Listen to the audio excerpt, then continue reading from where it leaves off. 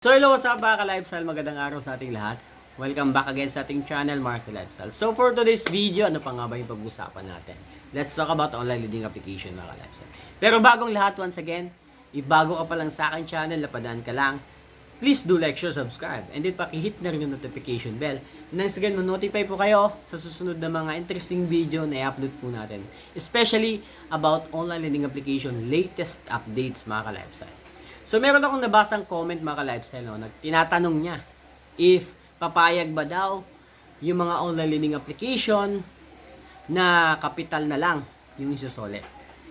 So, in my case mga ka-lifestyle, no? In my own experience mga ka-lifestyle, nakatry na po ako lahat ng mga offers ng mga online learning application. Ano? Promo, discount, partial. Pero yung pinaka hindi ko talaga nagugustuhan, yung principal na lang ipapabayad. Ako, in my case, no, kahit pa paano na-credit naman, no. Kumbaga, nung chinek ko yung account ko, talagang nawala talaga yung utang ko. Pero during that time na in-upload ko yung video na yon, hindi ko na matandaan kung kailan, no. Ang hirap ng halukayin, no.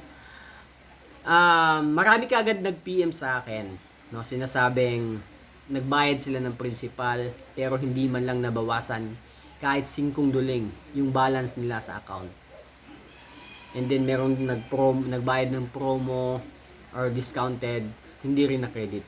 Again, 50-50 po chances, no, na ma-credit yung ibabayad nyo sa ganitong klaseng mga offers, no?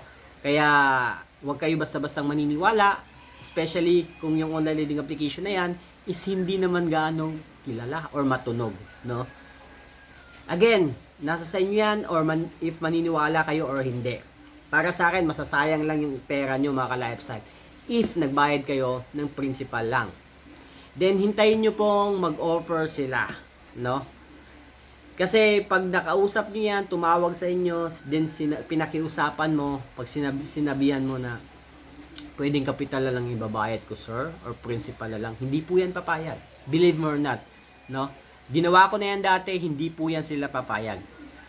Mumurahin ka lalo niyan, pagagalitan ka niyan, no? Yan yung pwedeng mangyari sa iyo if nakiusap ka. Hintayin mo mag-offer sila 6 to 7 months yung akin tumagal bago nag-offer sila na principal na lang ibabayaran, no?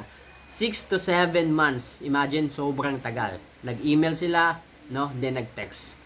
So ganun yung posibleng mangyari mga ka-lifestyle. Again, hindi yan sila papayag, no? If makikiusap ka, pag tumawag sila, then pakikiusapan mo, hindi yan sila papayag. 100% I guarantee, hindi po yan sila papayag. Pero pag sobrang tagal na yung utang mo, mga ka-lifestyle, sila na mismo yung mag-offer, no? Pero not all the times makakredit, no, yung ibabayad mo. So I hope naintindihan nyo yung sinasabi ko para wala na masyadong mabiktima ng ganitong klaseng mga offers. No, again, yung mga hindi kilalang mga online leading application, i-scamin po kayo niyan. Maniwala kayo or hindi, no?